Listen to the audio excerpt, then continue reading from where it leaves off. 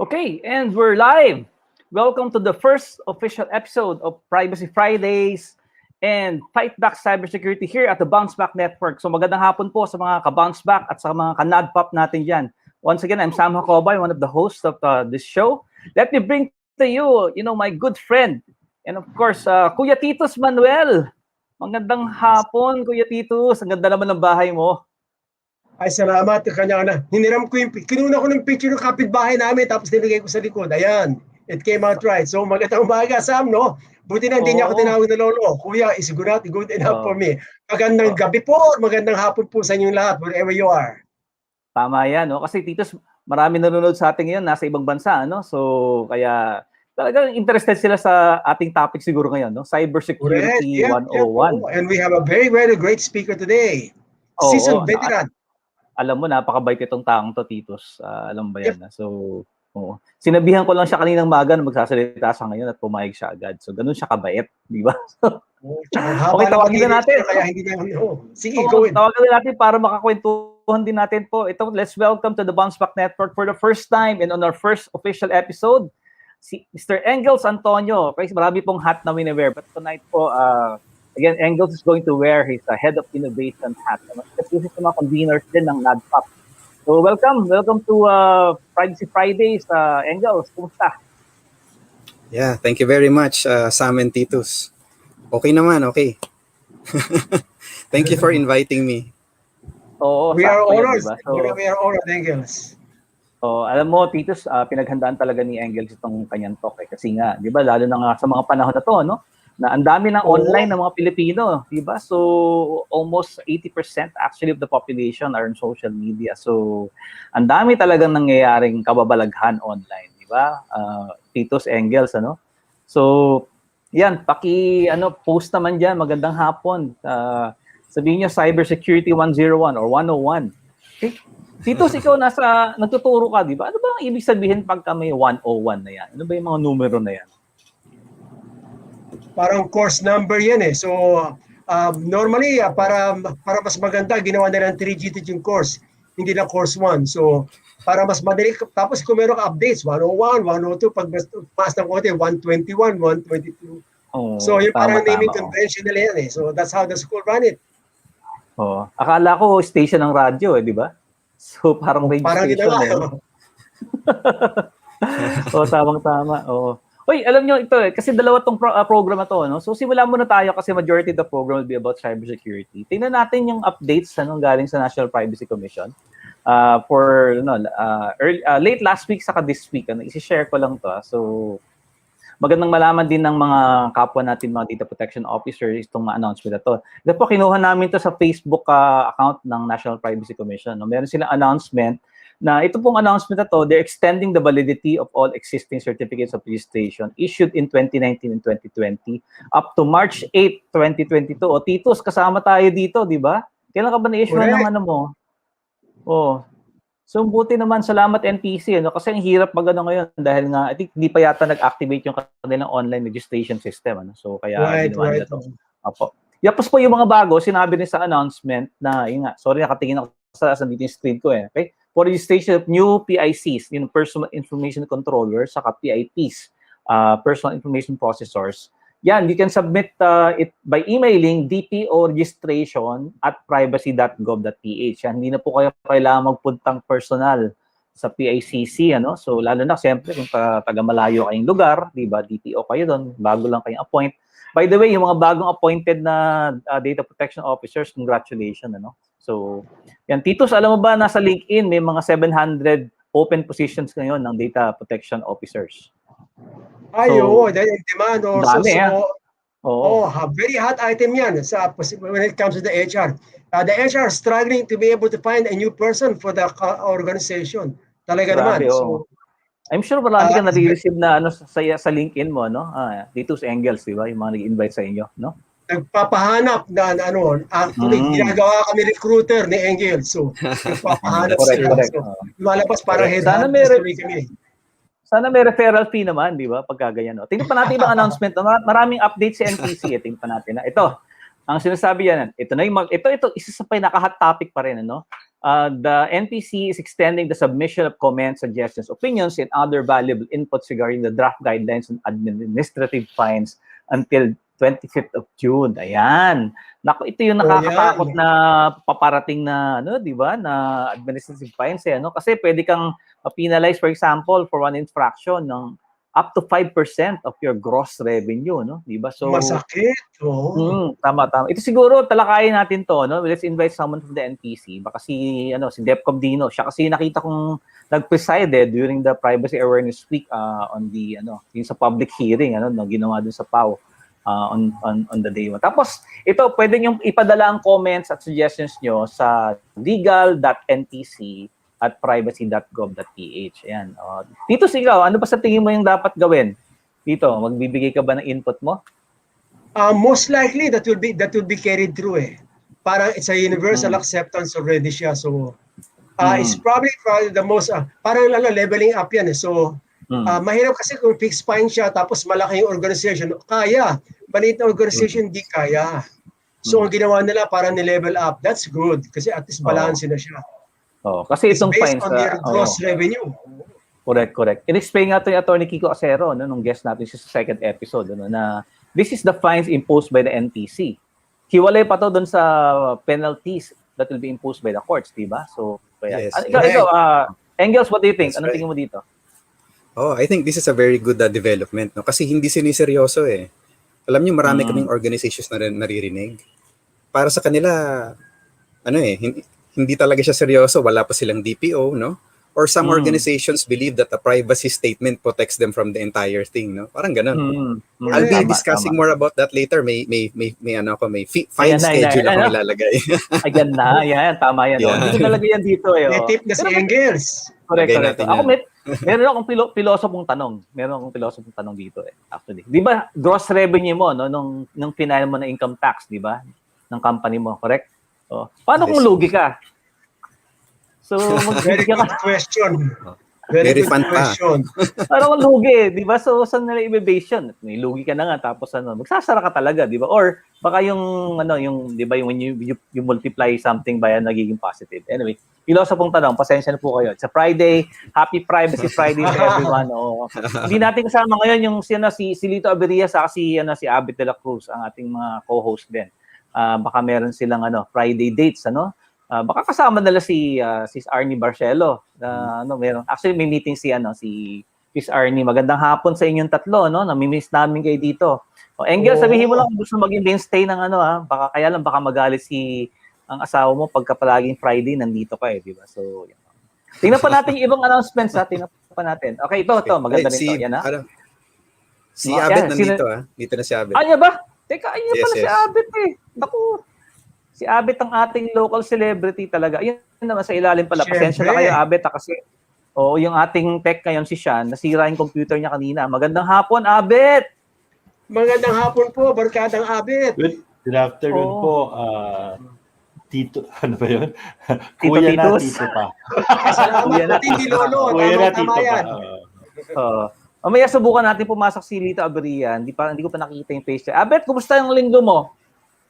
Okay naman. Bagong paligo. Mukhang kaliligo mo pa lang o bagong gel ba yan? Bago ligo. Baka maamoy ako sa show natin Baka kaya akala ko kasama mo si Arnie, nag-absent ka. Ito si Mr. Lito Aberia, tingnan natin. Sana, yung mga telco companies, bigyan nyo ng punong magandang koneksyon ang ating kaibigan si Lito Aberia. Kasi po, palagi po siyang present sa show. Palagi present dito, di ba? Nasa po naging audience. Okay, pasok natin, tingnan natin, subukan natin. Engels, para mag-greet mo rin the Godfather of Cybersecurity in the Philippines, Aberia. Ayan. Godfather na. Ano ba Isang dati? linggo sabi niyo grandfather. Asan yung ahas mo na dilaw? Masiga yung Godfather dito May pagka, alam mo na yun, pagka Godfather ka. Ano ba gusto mo? Godfather o grandfather? Ang nag-claim ng Godfather yung dating dating sa SB. Sige. So, may patama ano gusto mo? So, ka na lang, the Papa Ball of cybersecurity. Gusto mo na lang. Welcome doon sa ulit, Abria. Ayos lang Ang yan. ganda ng connection mo. Salamat naman po sa mga telco companies natin. Wag Pinatay po lahat ni Lito Abria ang kanyang applications. Salamat kang gagalaw. niya, dinaon niya para makuha niya lahat ng bandwidth. Huwag kang gagalaw dito. Baka humangin. Baka mausog. humangin. Ito pinag-uusapan namin yung mga updates ng NPC sa kanilang Facebook page. Ito nakakatuwa tong update na to. Basahin natin ha. The National Privacy Commission warns the public against organizations or persons claiming to be authorized by our agency to conduct compliance checks or privacy assessments on our behalf in accordance with NPC Circular 18-02 Guidelines on Compliance Checks. Mga umiikot pala ngayon. Parang data privacy tokhang? Ganun ba yan? Parang ganun, intimidation part, no? Di ba tapos yun, no? It's conducted by authorized NPC personnel only, di ba? As yet, our agency does not issue any certification or authorize any individual or organization to conduct such activities in accordance with the said circular. Yan. Persons or organizations performing functions exclusive to the mandate of NPC may be prosecuted under Article 177 of the Revised Penal Code. Tolites, bistado ka na. Paano yan? Oo. Ay, mga nanonood ko, ano? Sayang Sira na yung racket. Wala na yung racket. Matagal pa naman pinlano yan. Para sa yata to, Godfather of Cybersecurity, Lito Abria, ha? Ikaw yata pinapatukuyan dito ni Chairman Monliboro. Ganun. Pero hindi man. Pero tama-tama, alam mo, ang ganda ng timing nito eh. Oo. We're just Parating doing na yung privacy consulting. Yung Ayun pangangailangan pangangailangan sa mga DPO, pwede naman nilang i-outsource sa atin eh. Yeah. You said the magic word, Tolits. Okay. Yung word na outsource, it rings the bell. Yung posisyon hindi pwedeng i-outsource, pero yung task, yung trabaho pwede. Ayan. And you will get the credit with our effort. Tama yan. Nasa warning background lang audience, kami. Ito Hindi warning kami to the makikilala. Yung pinakabata sa amin, yun ang pinakamahal. Yung pinakabata, yun ang pinakamahal, di ba? Kaya si Lito ang pinakamahal dito, ang consulting fee. I-andy po yung aming mga experiences sa lalakpas na 200 years. Si Lito, barkada kami, Senator Lito. Huwag kayong may magkasama pa kayo ng Dapat ilagay natin yung email natin sa mga pangalan. Correct. Kaya ito seryoso to ha. Again, pagka po meron nag-cyber or cybersecurity or data privacy tukhang sa inyo at sinabi ng taga-NPC sila, tawagan niyo po agad yung 8234-2228. Okay? Humingi po kayo ng ID, kunan niyo po ng litrato. Kasi po, sinabi nga ni NPC, hindi nila ginagawa ito ngayon. Hirap, no? Di ba? Baka hindi pa sila bakunado. Magpa-privacy tukhang ka na. Pero online, pwede nilang gawin yan, di ba, Abet? Ano? Yes, The NPC can actually do privacy. Correct. Yep. Na-notice ko, mas effective kung voice phishing. No? Parang, tama ka, parang yung tokhang before and yung credit card scams, dadaanin ka kasi sa pagkataranta eh. Yan. Correct. Tama. Ingat-ingat po. Yes. May intimidation factor yan eh. So, may urgent. Malamang may script na rin itong mga to, no? Kasi alam nila paparating na administrative fines eh, no? Di ba? Sigurado. Sigurado yan. It will work eh. Yung mga kaibigan natin na nanonood ngayon, kung may kayo kakilala na data privacy tukhang na, dali nyo naman dito para ma-warningan natin yung mga ibang ibang kumpanya. Kasi nga, ngayon talaga maraming magkukumahog na mag-comply kasi nga paparating na yung administrative fines eh, di ba? So, and at the same time, talagang kailangan nilang gawin. Kasi nga kaya ang topic natin yung Cybersecurity 1.0, inuna natin yan sa Data Privacy 1.0 kasi napakahalaga na protektahan nyo na ngayon yung mga information systems nyo na online. Di ba? Okay, so yun po, napakaganda nitong again, hindi po si Lito Abria umiikot, no? Kasi yan. Pero baka kasi yung tumatawag, no? Pero ito, ang ganda ng ginagawa talaga ng si Lito meron munang warning letter yan. Mas pulido yung trabaho ni Lito eh. May warning letter muna tsaka siya tatawag. Tama. Kumbaga sa yung warning letter mo, Lito? Hindi, letter of authority lang ang pinapadala. Ayan, tama yan. Tapos si NPC, hindi lang po sila puro assignment. Ito, tingnan nyo itong dalawang ano na to. Again, they're also doing, siyempre, public awareness and education. Itong nasa kaliwa, huwag ibigay ang data kung hindi naman pala kailangan. Ang ginawa pa example, Pulse Elect Survey. Naku, election, malapit na, di ba? Marami nang umiikot ngayon sa mga barangay, di ba? Sa palengke, Sino ba sa inyo naka-experience yan? Abet, ikaw ba o si Titos? Ikaw yata Titos, di ba? Sa barangay nyo? Pumunta sa bahay, binibigay ako ng ticket. May raffle po ito. Ilagay niyo lang po yung mga pangalan details dyan. Kami na po bahala sa raffle niyo. Ay, naku. Narinig sabi ko, ma'am, nabenta na yan before. Hanap ng mga ibang scheme. Tumahimik. Ano yung premyo? Ano yung premyo daw? Ayaw sabihin. Surprise! Ay, sabihin. Kung payong pwede na yun. Kasi tag-ulan na okay naman yung payong di ba? So, pero magalang naman. Magalang naman. Magalang naman. Sana kinuha mo yung data capture form para meron kang proof. Ano ba yung data capture form niya? Papel ba o naka-tablet? Nakapapel, yung parang small ticket na ilalagay mo yung pangalan mo. And other details also. Medyo comprehensive, pati person, maski sensitive info. Kamuti na tinatanong pangalan ng grandmother ko. Wow. Hindi ko na masabi, hindi na po buhay So, naku, sino-social engineer ka na talaga. Okay lang yun, basta may privacy notice sa likod. Tama, yung ticket, no? Yung mga 8 pages of privacy notice, nasa loob yung stamp na gano'n, no? Ticket ba talaga? Hindi, saka kung Anong premyo? Baka naman, data privacy insurance, di ba? Si Abet pala, ahente ng data privacy insurance yan na bumili kayo sa kanya. So, Thank you, sir. Post mo naman mamaya para ma-email ka nila. Basta parang pinupulutan niyo si Lito. Na-miss namin si Lito. Alam mo, ang tagal namin hinihintay yung Engels na tumino ang kanyang koneksyon talaga. Diba? So, parang naging president niya si Lito Ito nasa kanan, basahin natin. Don't entrust your personal data to someone you can't identify. Ito yung mga question. Hi, please answer this unofficial survey regarding the graduates of blah blah blah university. Sure, pero sino nagpa-survey? Di po namin pwedeng sabihin pass, etc. So, yan, online, di ba? Yung maraming nagtatanong sa iyo sa social media na, ay, please fill this out, etc. Wag natin tanong yung speaker natin kasi itatakal niya to. Anong dangers ng ganito? Okay, sinong, Titos, Abet, Lito? Again, yan Hindi mo kilala. Dito sa barangay namin, hindi, tsaka dito nga sa barangay namin, umiikot na. Pinaparehistro lahat ng residente. In the guise of yung vaccination monitoring. Feeling ko gagamitin sa eleksyon.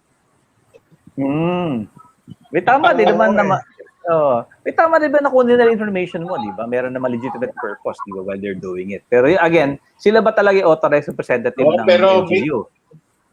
Hindi. Pero meron tinatawag na function creep Di ba? In other words, i-disclose nila, halimbawa, katulad nga nito, pinagre-register kami to monitor yung vaccination program. Pero at a later stage, baka gamitin sa ibang purpose. Exactly. Kasi hindi naman sinasabi paano i-dispose yung record So, correct. walang ganun So, it will remain there for quite some time Or they can be sold to other parties, no? Pero do you realize that the collection of residence data per barangay is also in the local government code, which is over 30 years old na. Ngayon lang na-i-implement kasi electronic, madali nang kumulik ng informasyon. Okay. So, pagbigyan nyo na kasi, mga fans nyo lang yan, mandating.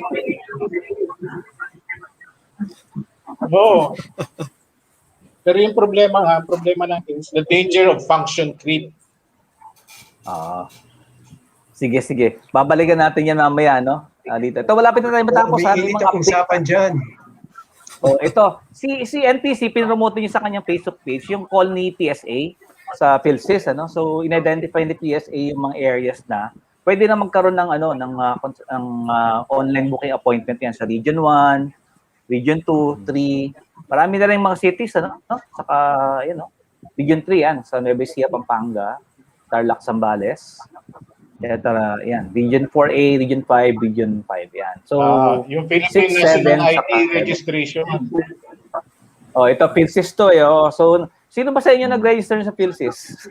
Ako hindi Ako pa. nag-register na ako. Pero, kumusta, Abet? I don't know, maybe just functionality.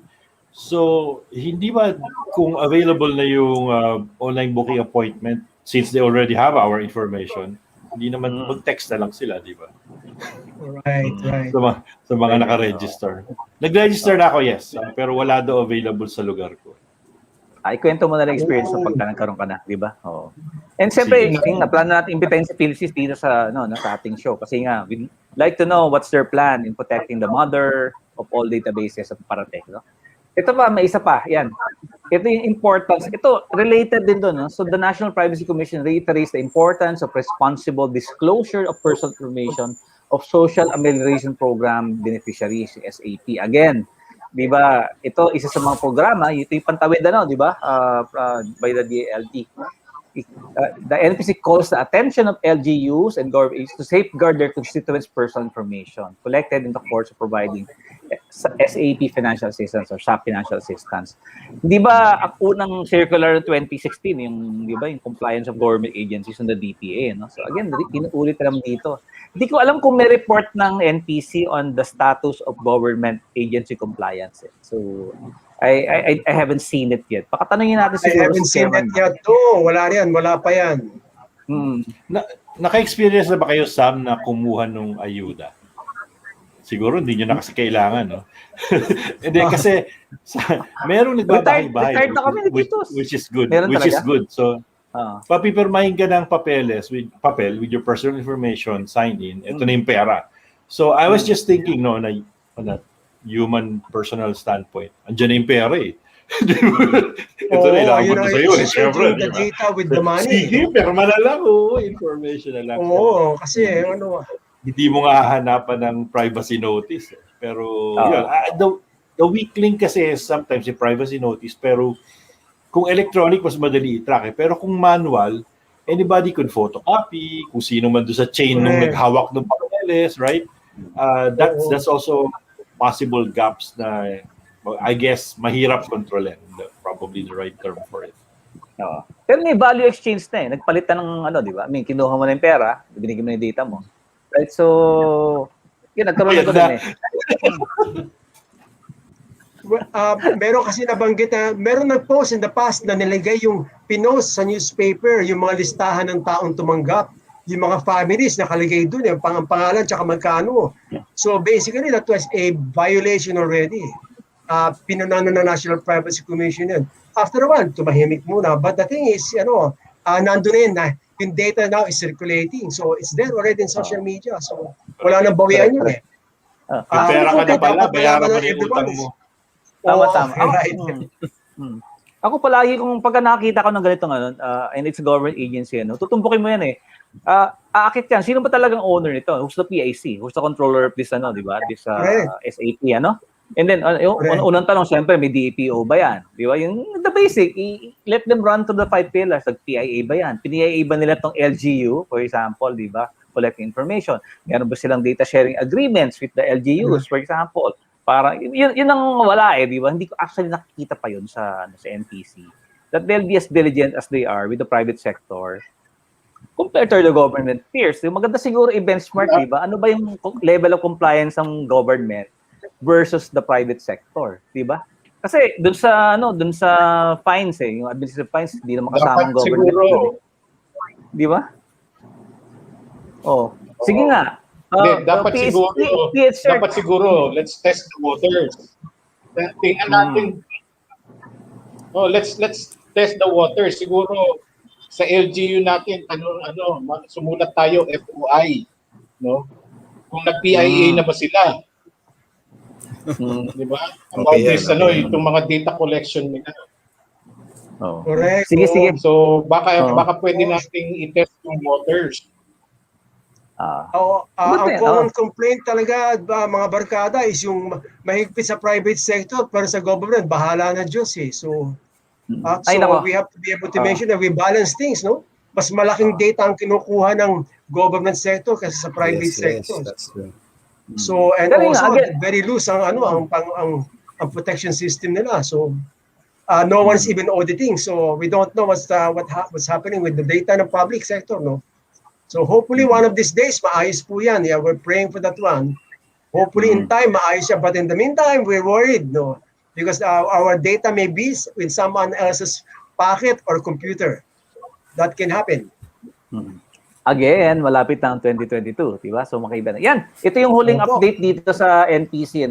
Every week gagawin natin to, and then hopefully one of these days maging guest natin as Chairman Mon and the 2 deputy commissioners dito. Pati yung mga siyempre ang mga masisipag nating mga colleagues sa National Privacy Commission. Yan. Ayan. Again, saludo po kami sa inyo actually. Thank you, despite the pandemic, tuloy-tuloy pa rin.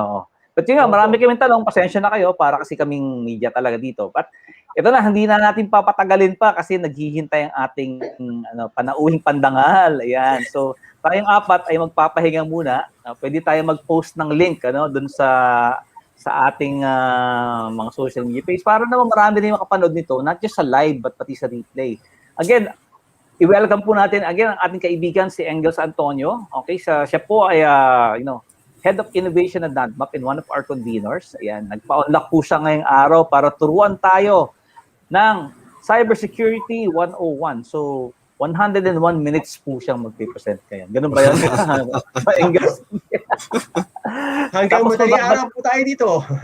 Babalik po kaming apat para makipagkwentuhan sa presentation ni Engels. So, Engels, kung godfather of cybersecurity dito, ninong mo siya. Diba? Kasi godfather siya. So, yeah, Ninong, malapit na magpasko. Ninong. Malapit na magpasko daw, Ninong. Sige, i-ano ko na yung slides mo and then aalis na kami isa-isa. So, ladies and gentlemen, BounceBack Network friends and of course NADPOP friends, let's welcome to the show our good friend, Engels Antonio. Thank you very much. Okay, so maraming salamat sa pag-imbita sa akin dito. Actually, I'm very excited, Sam, Titus, kasi ang goal pala natin dito is a series, no? So, I'm very honored to tackle Cybersecurity 101. Hopefully, marami pang sumunod na sessions, no, as we help build our viewers competencies, no, when it comes to data privacy and cybersecurity. Okay, so yeah, let me just introduce myself very briefly. I'm Engels Antonio. And I'm the head of innovation for NADPOP. So kasama ko po dito yung mga mga hosts po natin ay mga taga NADPOP din po, no. And I'm also a director at the Bluepoint Institute of Higher Technology Foundation. We celebrated our 22nd anniversary last week. So shout out po ako sa mga students namin na nanonood, nagtatrabaho na po sila ngayon sa Google, sa Oracle, Amazon, at iba-iba pang mga industry leaders, no? So, kumusta kayo dyan? And I'm also serving together with Sam and Titus, no? And si Lito sa Philippine National Police. I'm also helping the Philippine Army when it comes to their tech and cybersecurity. So, let's proceed with our very brief lecture, no? My goal is to give you a lay of the land, no, so to speak, para nang sa ganon, pagdating ng mga susunod nating sessions, meron na tayong magandang foundation, no? So let me begin with this quote from James Scott, who is a senior fellow at the Institute for Critical Infrastructure Technology. He says that we've gone from a planet ruled by natural geography to political geography to kinetically functional geography to a cyber geography that is ruled by ideological variation rather than politically constructed borders. So this is really very true, no? Talagang wala na pong border. Kaya napakalaki po ng battlefield natin pagdating po sa data protection at saka sa cybersecurity. Okay? Time was when all you had to do was protect yourself and your data within your perimeter, no? So, nung unang panahon, no, and my colleagues here will remember this, no? We are protecting our data on site, di ba? So our perimeter is defined by our server room or our office or our unit or our department, no? And it was easier to protect data during those days. But then the internet came and our perimeter suddenly changed, no? So nag-iba na po yung ating perimeter from a fixed perimeter, the four corners of your organization, it now became an elastic perimeter. Dahil po ito sa internet, sa connectivity. Case in point, a lot of us were forced to work from home during the lockdown caused by the pandemic. And by working from home, the perimeter of an organization actually became very, very elastic, no? Where their work from home members are, there extends their perimeter. Paiba-iba, no? So habang lumalakad, habang lumilipat ng venue, connected ang kanilang mga remote workers, then technically the perimeter is stretching and condensing and changing and mutating endlessly, no? So yan na po ang ginagalawan nating mundo ngayon. But this is just within our circles, no, of influence. But let's look at the big picture, no? Let me show you this one. This is one of the tools that we use in our trade.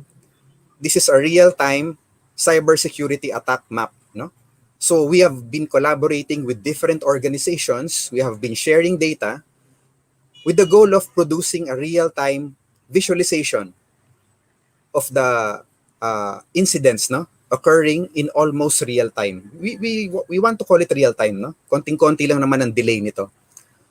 What I'd like to emphasize here is the fact that if you look at the display, it will take home the concept, no? It will bring home the concept that we are really borderless, no? Perimeterless. Attackers from one country are trying to hit another country, no? For example, right now they're trying to hit Brazil from the US, no? And from Mexico and from Canada and from Netherlands and from Germany. Okay? And you will also see from this map that countries are attacking locations within their countries, no? So there are internal and external wars being fought right now in cyberspace. Okay? Ang nakakatakot po dito, dahil tayo ay nakakonect dito sa napakalaking mundo na ito, then we are all potential targets. Okay? And so it's really very important to learn about cybersecurity. Now, let me show you some data that we have collected from various sources to give us the big picture of what cybersecurity is right now, no? 2021. This is as of June 2021. First, 95% of cybersecurity breaches are caused by human error. And this is really something that we should drink in, ano? Most of the time, people think or they would like to believe that cybersecurity is all about tech. That's not true, no? Tech is just a component of the entire cybersecurity spectrum. And yun nga po, pag meron kaming mga projects, no, when it comes to cybersecurity, if we have target organizations, the first thing we look at, the first vulnerabilities that we look at are the people. For us who work in the cybersecurity domain, people are actually walking vulnerabilities. So this is really, really very important. And I remember Sam using the word hyper-focus, no? Whenever Sam tries to encourage organizations to focus on data privacy and cybersecurity, he will always recommend to them to hyper-focus on people. And this is something that relates to that, no? Since 95% of cybersecurity breaches are caused by human error, then organizations will actually benefit from hyper-focusing on their people. Okay? Now, more than 77% of the organizations in this study do not have any incident response plan. And that's very scary. It's just like having no fire drill or earthquake drill in place, no, in your organization. Nakakatakot kasi kapag wala kang fire drill or earthquake drill, mas maraming casualties kung nagkaroon na ng totoong sunog or lindol. This is the same with cybersecurity and the data privacy breaches, no? Data breaches. If you do not have any incident response plan, you will normally do a knee-jerk reaction in case of an exploit, no? So if your organization is compromised, if your unit is compromised, if your office is compromised, you will do a knee-jerk reaction. Parang feelings ang nauuna rather than logic, no? And so it's really important for an organization to have an incident response plan. Now, attackers know this. Attackers know that most organizations do not have any incident response plan, And therefore, they take advantage of this during their attack, no? Sinasabi nga nila, sa gitna ng kaguluhan, mahirap mag-isip. Okay? Next, the most expensive component of a cyber attack is information loss at $5.9 million. And this data is June 2021, ano? Ang dami pong nawawala in terms of money, no? Meron po kasing cost ang cyber attack. I will talk more about that later. But for now, suffice it to say that you will have to pony up whenever you are compromised, no? Marami pong marami pong associated na gastos, no? We'll talk more about that later. And since the pandemic began, the FBI reported a 300 increase in reported cybercrimes, no? 300% increase. Now, pause muna tayo. 300% increase in reported cybercrimes, no? During the pandemic. What about unreported cybercrimes? There are a lot of companies who value their reputation so much that they will not report cybercrimes. They will not report data breaches. They will try to cover things up, no? In the name of their reputation, no? So 300% increase in reported cybercrimes plus, let's be very conservative, 600% increase in unreported cybercrimes. That's a lot, no? Imagine an attacker behind each of these. Napakarami pong kalaban. Okay? Now, let me talk about two types of issues that we have to be wary of. The first one is infiltration. Infiltration is about attackers gaining access to your system or network, no? So, by the way, when I might be using the term attacker or bad actor interchangeably. Pareho lang naman po ibig sabihin nun, yun yung kalaban natin, ano? So let's talk about infiltration and the data that we have on infiltration so far. Okay? 94% of malware is delivered via email. And this is really very scary because email is still the number one, the primary official means of communication for organizations, no? Especially when communicating with other organizations. Okay? So an organization may have an internal communication system, but they will most likely use email to communicate outside the organization with their partners, customers, stakeholders, and so on and so forth. So we found out that 90% of malware is delivered by email. Now, when we say malware or malicious software, there's a whole plethora of examples that we can mention, no? But let me just focus on 3 examples. The first one is malware that can spy on you, no? So kung nakatanggap po kayo ng email na may attachment and without doing any due diligence, you clicked on that attachment, then your machine may suddenly find itself running some form of spyware, no? The spyware can capture your data, your keystrokes, no? So when you type your username, your password, when you chat with your friends, your family, all of those keystrokes are sent to some remote location. The spyware can also see what you can see on your monitor. The spyware can silently turn on your camera, no? Without turning on the LED that indicates that your camera is on. The spyware can turn on your microphone. Okay? The spyware can actually take copies of your important files and send it elsewhere. So that's the first type of malware that usually comes through email attachments, no? The second type is the command and control malware. So this type of malware, when it infects your machine, it actually allows the attacker to remote control your system. Okay? So parang hindi na po kayo ang may-ari ng inyong makina, kung hindi yung attacker na. And there are 2 ways of controlling, no? The first one is very obvious, nakikita nyo gumagalaw mag-isa yung mouse, no? But any self-respecting attacker won't do that. They will control your machine without you knowing it. Okay? The third type is what we call ransomware. And this actually encrypts your data so that you no longer have access to it. Okay? So hino-hostage nila yung data mo. Now imagine if your organization has all of your data on one computer and then it was encrypted by ransomware.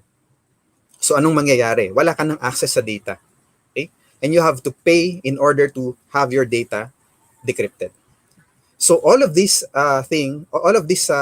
scary things, no, go through the attack vector email, no? Sa email po dumadaan itong ganitong klaseng attack sa atin. Now, attacks via email rose by 220% in 2020.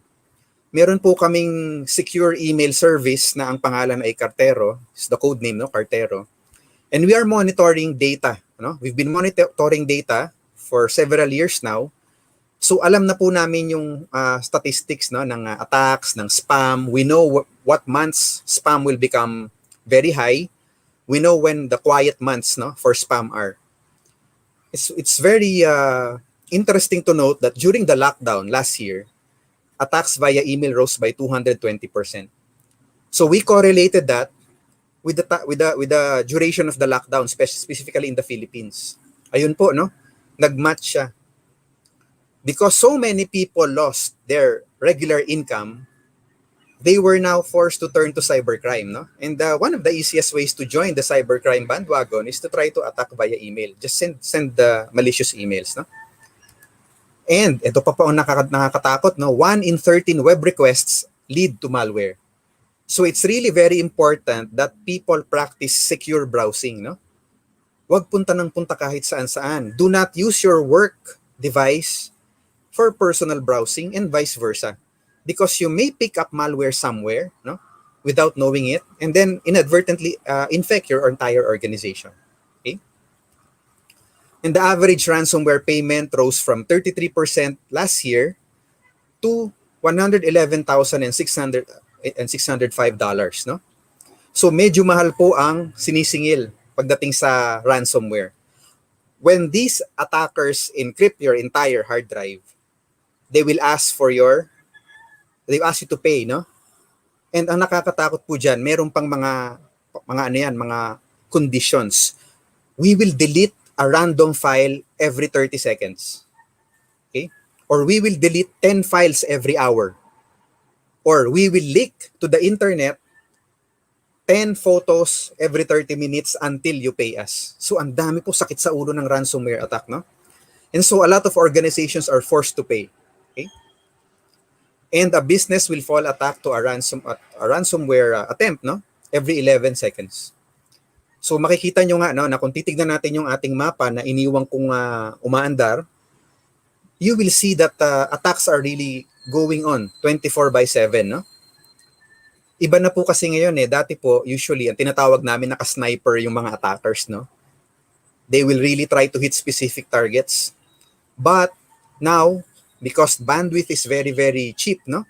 Well, in other countries, and mataas po ang bandwidth na ngayon, a lot of attackers opt to go the shotgun approach. So kung sino ang mahinang tamaan, sino ang pwedeng ma-own nila, no? Then they will take it, no? That's why there's an increase in attacks. And roughly every 11 seconds, a ransomware attack happens, no? Now, let's talk about exfiltration.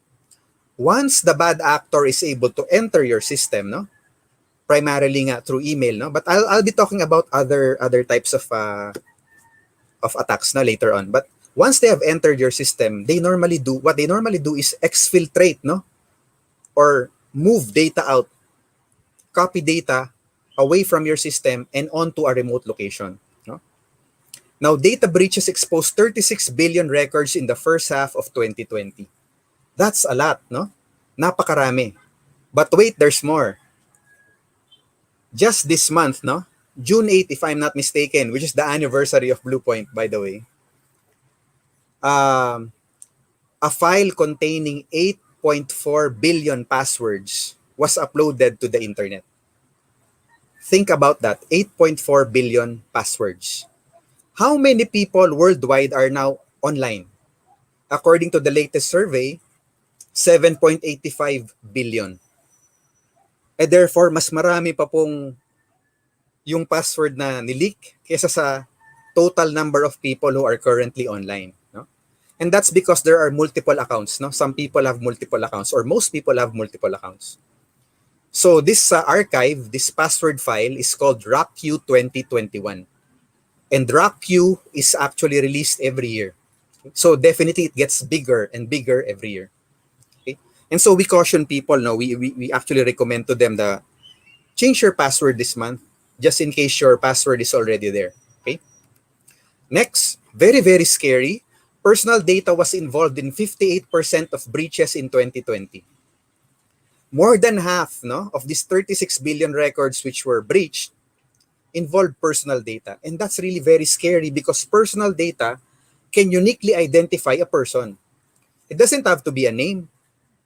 It can be several data points that will identify that person. No? And 30% of data breaches involve internal actors.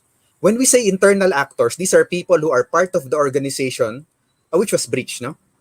Now, there are two types of internal actors. The first one are unwitting internal actors. Hindi nila alam na nagko-cause na sila ng data breach. So these are people who usually click on attachments, no? Download attachments without checking, click on links without checking, visit websites which are of dubious origin or character. What else? They download pirated software, no? And so on and so forth. Hindi po nila sinasadya, but they cause data breach. The smaller part or the smaller portion of internal actors, these are what we call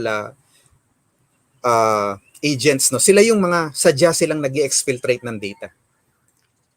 So, nagnanakaw po sila, diretsahan na, nagnanakaw po sila ng data mula sa isang organisasyon at binebenta nila ito. Later on, we will discuss why they do this. No? Now, 45% of breaches featured hacking. I'd like to define hacking, no, just to simplify. When I say hacking, ito na lang po yung isang active attempt at gaining entry from outside. 17% involved malware.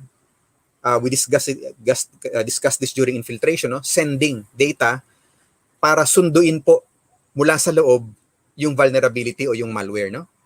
And 22% involved phishing. When we say phishing, it's actually someone pretending to come from a legitimate organization convincing you to give up, no, or provide your personal information, among others. No? Very, very loose lang pong mga definitions ito.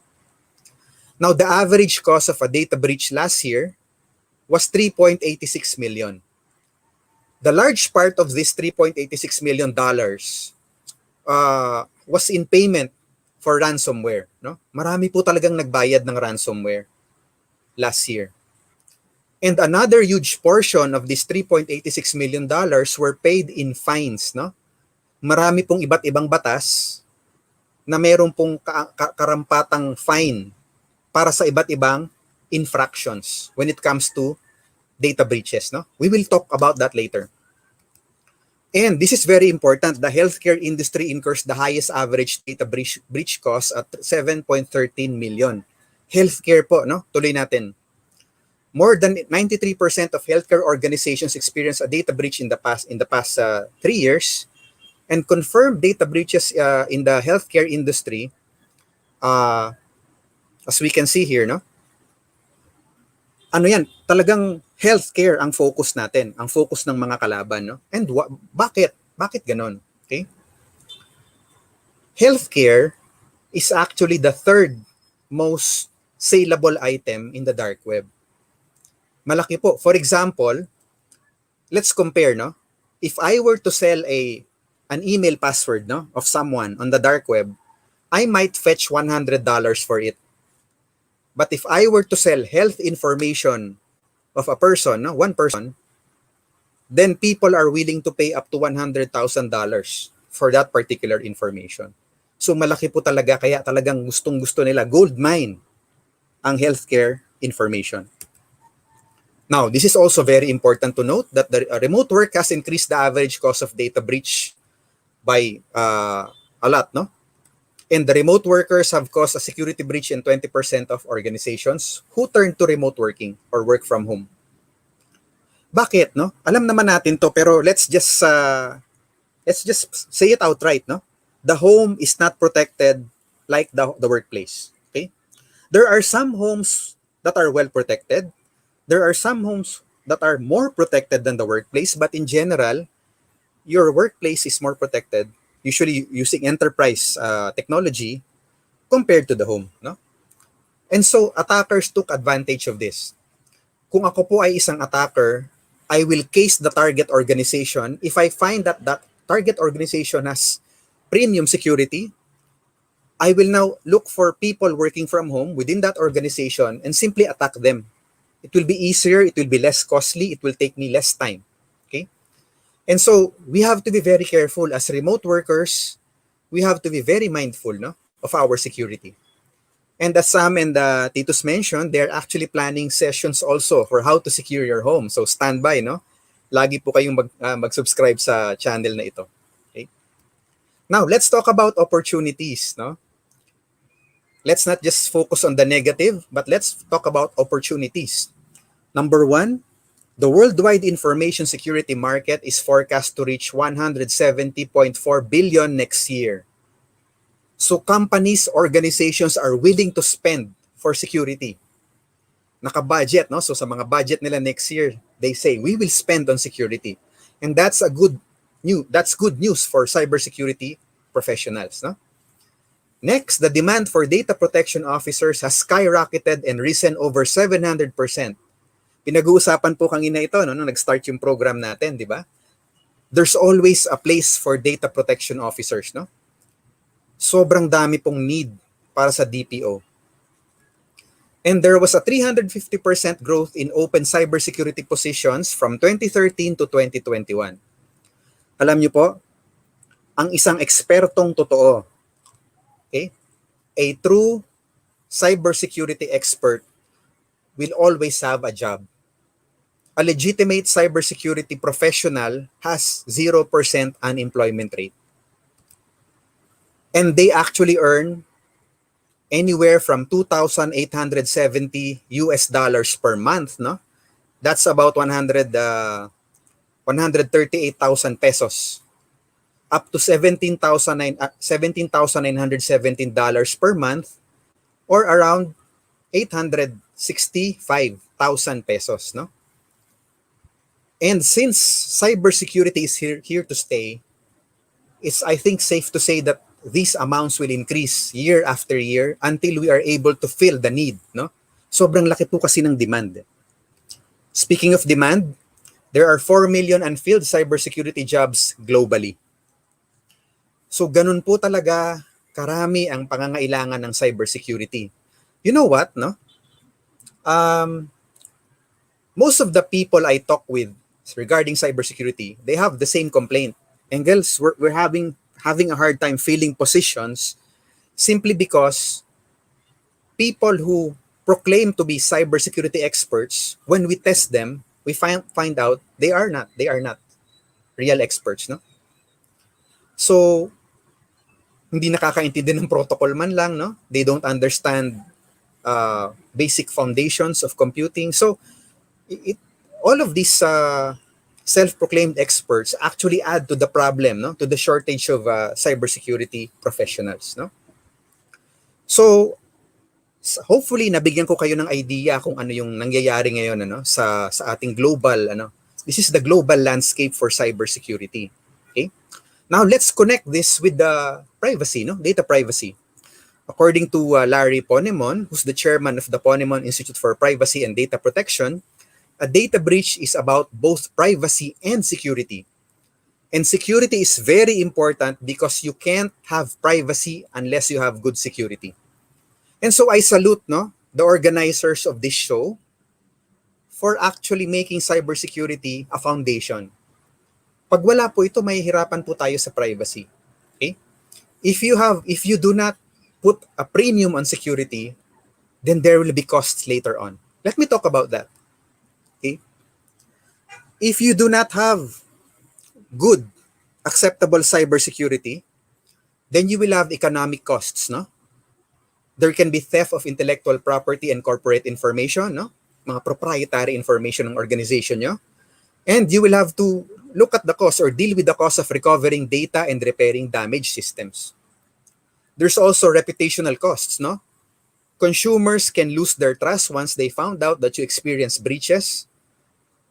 There's potential loss of current and the potential customers, no, to other competitors who have a better reputation as far as data protection, data privacy, and cybersecurity are concerned.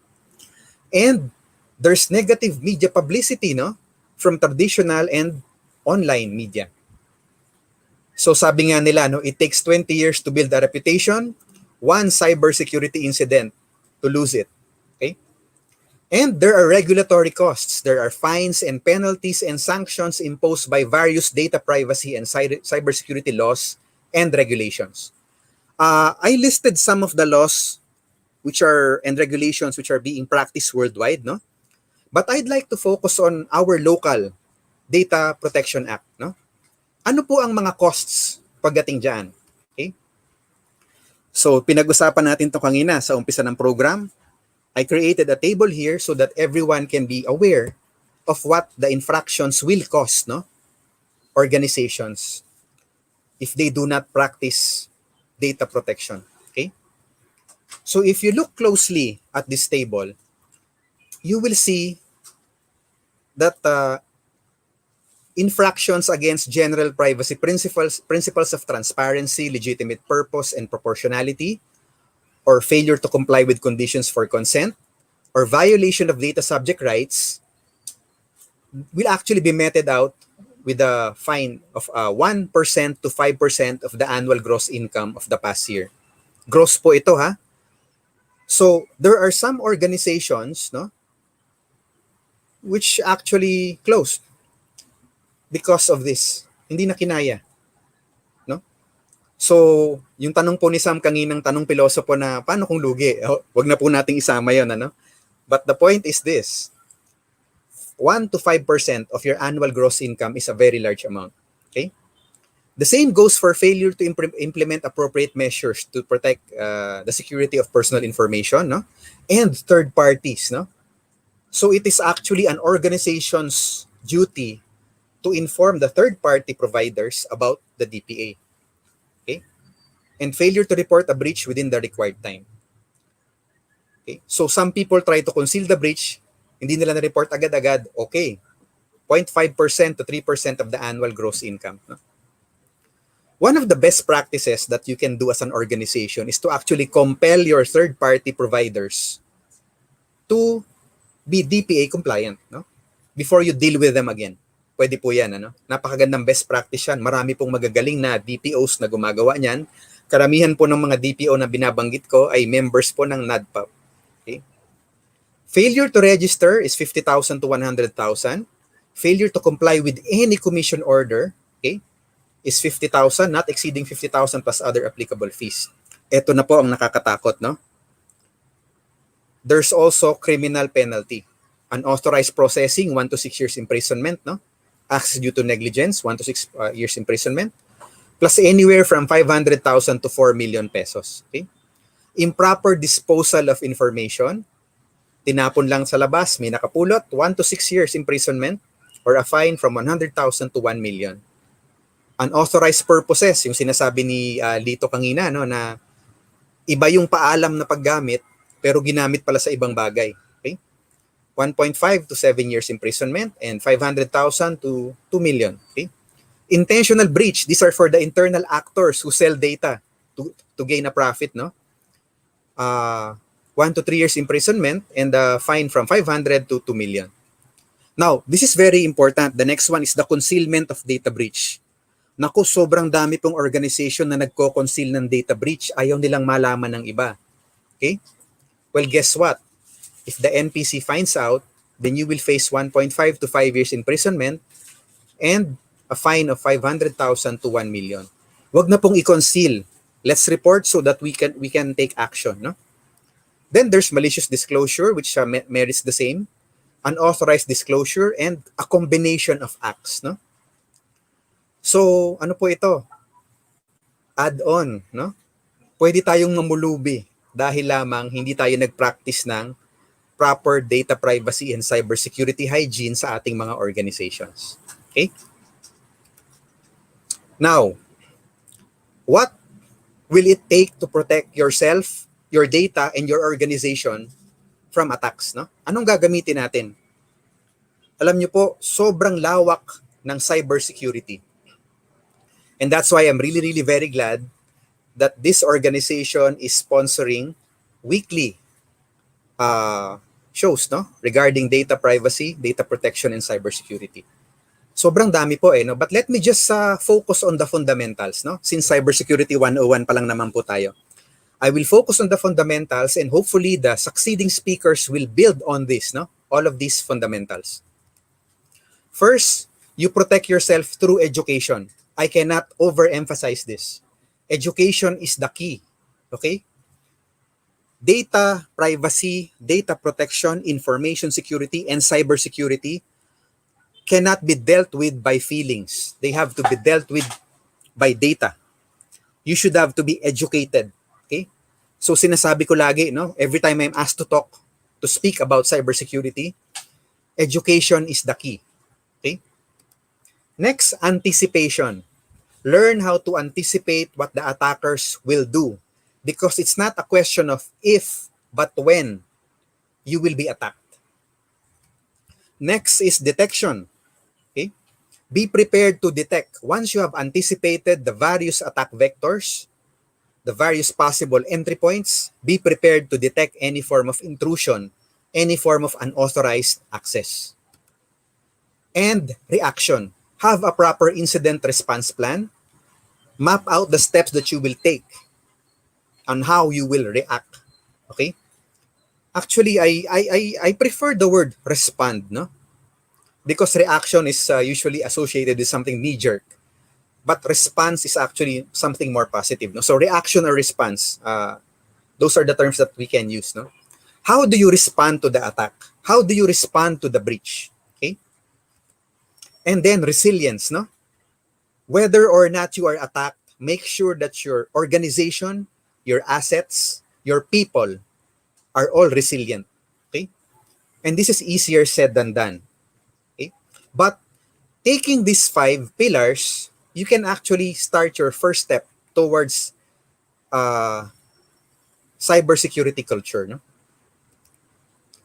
So this is actually a circle, and it actually goes round and round.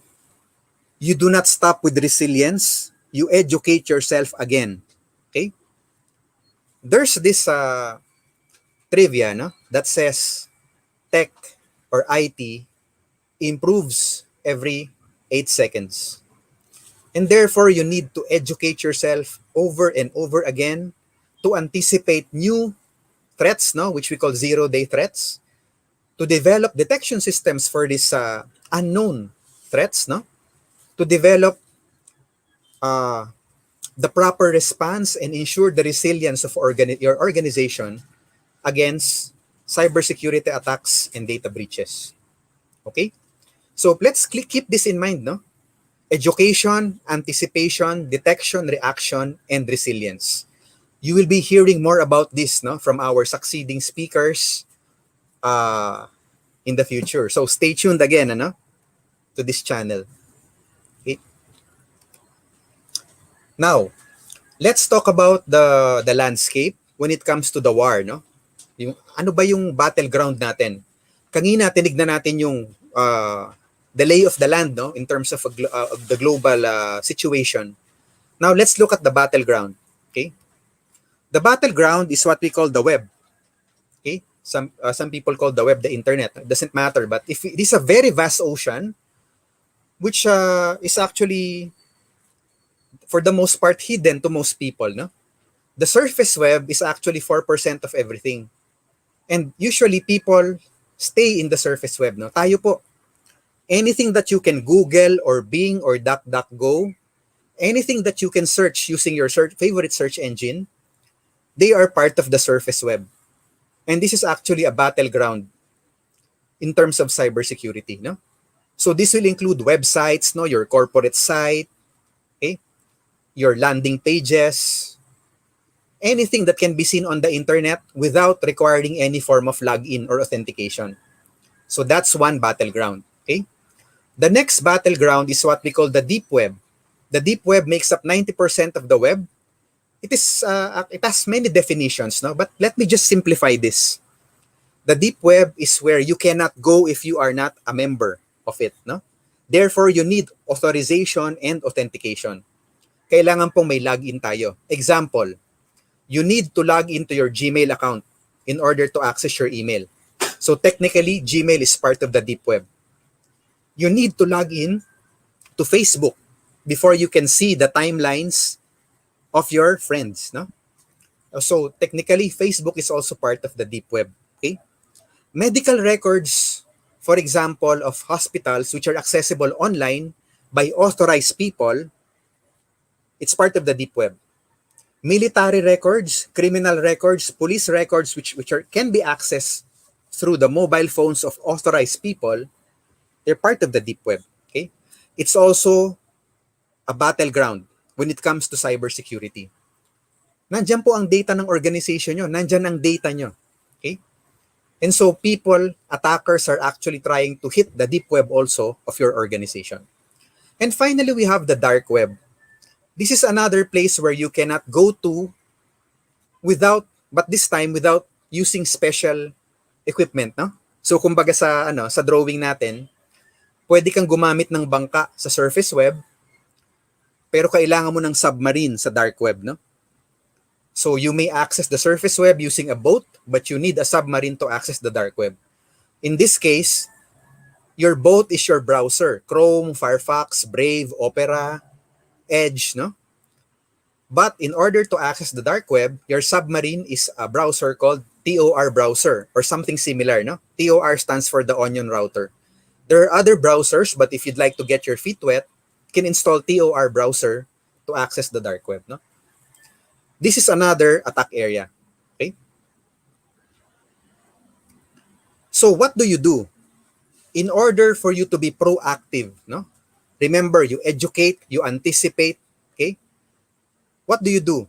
You perform vulnerability assessment and penetration testing and stress testing, okay? Plus security information and event management on your surface web and deep web assets. Uunahan po natin yung attacker, no? If you are not testing, if you are not attacking your assets, someone else will or someone else is already doing so. Okay? So uunahan po natin sila. We will be very proactive, no? And again, I'm laying out things that will be discussed in the future, no?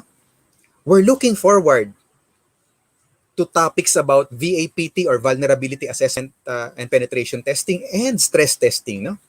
Stress testing is very important. Your assets, no? Let's say your website can be very, very secure, but it can only handle 100 users simultaneously. That's not good, no? So you have to factor in stress testing. Hanggang saan kaya ng aking site kapag mayroong malaking attack o may malaking volume ng legitimate users na dumating. Okay? And of course, security information and event management for your deep web assets so you know what's happening to your data. What's happening to your asset, what the users are doing while they are logged into your system. Okay? Very, very important. And you need threat intelligence about the dark web and from the dark web. No? Let me share this with you. I will not mention which organization, but it was there during my introduction. Ano? We actually have an artificial intelligence deployed in the dark web. No? It has been there for several years such that people in the dark web consider that artificial intelligence as a person. No? So humihingi sila ng intelligence sa kanya, binibigyan siya ng bagong intelligence tungkol sa mga bagong threats, mga bagong binibenta. No? And it's a very useful piece of information gathering technology. We're able to find out things from the dark web before they hit the other parts of the web. No? So again, be very, very, very proactive, no? And I'm looking forward to a threat intelligence discussion also in the future, okay? Now, if you are proactive, what are you expecting your adversaries to do? Let's now flip the coin, okay? What will your attackers do? There are several ways of discussing this. Let me begin with the classic approach, no? The classic approach has 5 steps, no? Reconnaissance, scanning, gaining access, maintaining access, and covering tracks. But I want to use the more enriched model, which has 7 steps, no? And that's reconnaissance, scanning, and enumeration, and gaining access. This is usually done on the surface web battleground, okay? Once they are able to enter, they will now try to go for lateral movement, no? So from one system to another within your network, for example, privilege escalation. Nakuha nila yung access ng inyong secretary, they will now try to use that access to escalate their privilege to the president's, no? So from secretary to president access. Then maintaining access, this will include the putting backdoors, no, so they can come in and out, no. Alam niyo po, ang dami kong na-audit na system na kung saan labas-pasok po ang kalaban. Primary reason, they have better equipment, no. Secondary reason, the target organization did not respect cybersecurity, data protection too much, no. So ganun po yung problema. Okay? And then of course, covering tracks to make sure that you don't know that they are still there or that they took something, okay? Or that they were able to compromise your system. The mature attackers will never flaunt that they attacked your system. There's more in it for them to have access to your system for a long period of time. No? Long term po ang iniisip ng mature na attacker. Okay? Ano pa po ang pwedeng mangyari? Let's talk about malware. Malware actually follows the same seven-step procedure, no? Reconnaissance of the target, weaponization. For example, pag nalaman ko pong mahilig kayo sa mga animated GIF ng, let's say, anime, no? Then I will get a very popular anime, okay? And then I will now weaponize that graphic. Lalagyan ko na po ng malware. And then delivery, I will email that to you. Check this out, okay? There's a new episode of this anime. Okay? So may iba-ibang paborito tayong anime, no? Pero, and then excited ka, clinic mo. There, the delivery happened and therefore, nakapasok na siya sa iyong system, then exploitation starts, no? Exploitation is when that simple piece of software now looks for other technologies within your system to use in order to expand its capabilities, no? Then it will install itself, take command and control, and finally, action and objective. Ano po ba yung objective ng attacker? I-wipe out ba ang hard drive? I-encrypt ang data? Magnakaw ng data? Okay? I-on ang camera? I-record ang iyong mga ginagawa? And so on and so forth. These are the things that we should prepare for, no? And I hope that by laying this out to you now, you will have an idea of how to narrow down on what you need to learn about, no? In terms of cybersecurity. Okay? Now, patapos na po tayo. Sam requested me to give you some examples of attacks, no? So, how people think they get hacked. Nakita nyo na siguro itong meme na ito, no, sa Facebook, no? How people think they get hacked. They normally imagine hackers wearing hoodies, no?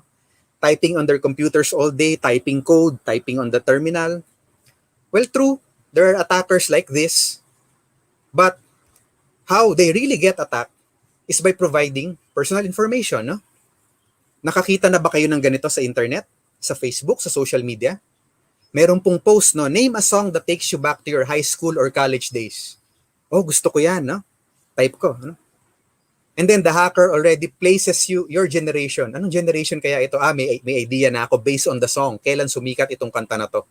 When did this song become the soundtrack of a generation's life? Okay? Enter your birthday to find out who your guardian angel is. Wow! So I enter the day I was born, the month I was born, and the year I was born. Oh, si Michael Archangel pala ang guardian angel ko. Okay? How very comforting to know. Well, nakuha niya yung iyong date of birth, no? And then your hero name is your middle name and the name of your pet, no? Or first pet. Nakakatuwa. Minsan may picture pa ng hero, but they already got information which can be used to reset your other online accounts, no? The same with your warrior name. It's the place where you were born in and your favorite team, specifically favorite sports team, no? You remember this, di ba? If you try to reset your Gmail password, one possible question is, what's your favorite sports team? Okay? So people actually get hacked, not because of hackers having exceptional prowess, no? But because of how easy it is for people to give up information. Okay? So that's one aspect. Let me go to another example. Let me share with you a copy of an email which I received last June 8, no? Puro June 8 pala yung examples ko. Anniversary po kasi ng Bluepoint. Last June 8, I received an email from philpostcares@philpost.gov.ph. It's telling me, it's telling me that I need to pay 14 pesos in order to have my package released. Now, that's nothing out of the ordinary. Whenever I receive shipments, no, mostly of optical media containing software, I usually pay 14 pesos. And so in my mind's eye, this is legitimate, no? But luckily for me, my email client also tells me that the mailer is Microsoft Outlook. Now, I have nothing against Microsoft Outlook, but 96 to 98% of attacks use Microsoft Outlook. Simply because it's very easy to change the variables, no, yung from, okay? Kaya marami pong gumagamit ng Microsoft Outlook. So that's one red flag. Okay? Kung galing sa Microsoft Outlook, no, if the email comes from Microsoft Outlook and you do not know who sent it, do not trust that email immediately. Okay? Next, my client also tells me that the email really came from the server 496751-CW91774.tmweb.ru with an IP address of 94.228.114.101. Galing daw po sa Russia. Oh, definitely, this did not come from Philpost, no? And finally, the client tells me that philpostcares@philpost.gov.ph originated from a third-party server. Okay? So there are red flags in this email. Finally, if you look at the footer, there's a history of the Philippine postal system spanning over 250 years, starting from 1967, okay, until the time of President Duterte. Now, usually emails with this stuffed with factual information, they are suspect also. Because attackers actually like to fool your spam filter or your whatever you use, no? Kami po, ginagamit namin machine learning, tries to fool the filter into accepting the email as legitimate. So be very, very careful, no? Now, let's look at the call to action. The call to action is click here or clicking here. What happens when you click here? Let's look at two possibilities, no? The first one is you may be led to a website, tracking.philpost.gov.ph, where you are asked to enter your tracking number, your email address, first name, middle name, and last name. Let's look closely at this site. Okay? First, let's look at the address bar. The address bar tells us that we are on the tracking.philpost.gov.ph site. No? But look closely at the letter O between the letter G and V of .gov. There are two dots on top of that letter O. Okay? It's a Unicode character, which is now allowed in domain names. Therefore, this is actually a spoof domain. This is not philpost.gov.ph, but rather philpost.gov.ph using the Unicode letter O, which actually has two dots on top, no? So, ano po yan? Legitimate domain po yan, pero hindi siya legitimate philpost.gov.ph domain. No? Now, most people will miss those two dots because our brains will autocorrect what we read. Okay? We call that typoglycemia. It's a wordplay on hypoglycemia. No? So, typoglycemia actually autocorrects what you see such that, for example, gov.ph is read by your brain as gov.ph with the correct O. Had I not focus your attention to it, you might probably have missed it, no? But of course, there are eagle-eyed viewers here who immediately saw that, those two dots, no? Okay. Next, aside from the tracking number, it's asking for your email address, first name, middle name, and last name. Very, very dangerous information, ano? That you do not give away to anyone you do not trust. Okay. Now, let's look at the legitimate site. There. Look closely at the difference between the legitimate site and the spoof site earlier. First, the legitimate site has the proper letter O for gov.ph. Okay? And it's only asking for the tracking number or tracking numbers, not any other information, most especially not personal information. Okay? Let's go through this one more time. Spoof site, legitimate site. Spoof site, legitimate site. Okay? So we have to be very careful when we browse the internet, when we open links that we do not trust, no? Now, let's look at the second possibility. Ano pa ang pwedeng mangyari pag nag-click ako ng email, ng link sa email na hindi ko pinagkakatiwalaan? Here we go. Okay? when you click on that link, a malware may now infect your system and encrypt all of your data, no? So it says here, warning, your personal files are encrypted, no? And then there's a countdown. And it's instructing you to visit the dark web, okay, in order to pay in cryptocurrency like Bitcoin or Monero, so that they can give you the key to decrypt your data. And they are telling you that after the timer expires, your key will be eliminated and you will no longer have access to your data. Okay? It gets worse. Remember what I told you earlier? It gets worse. They may also delete random data, let's say every 5 minutes, every 30 minutes, every hour, depending on the time they gave you.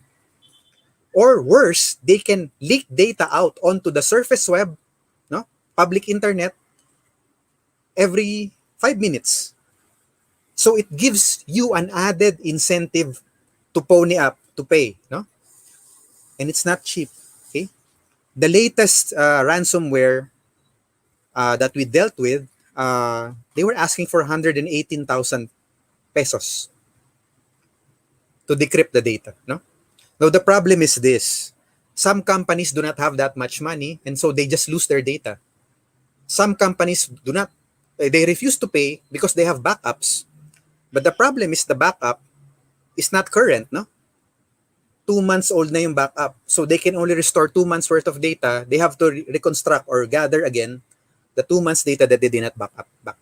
So backup is a very important aspect, no? Have a backup policy, guys, no? For this one. Now, before I move on to the last example, let me just, last two examples, let me just mention this, no? Very quickly.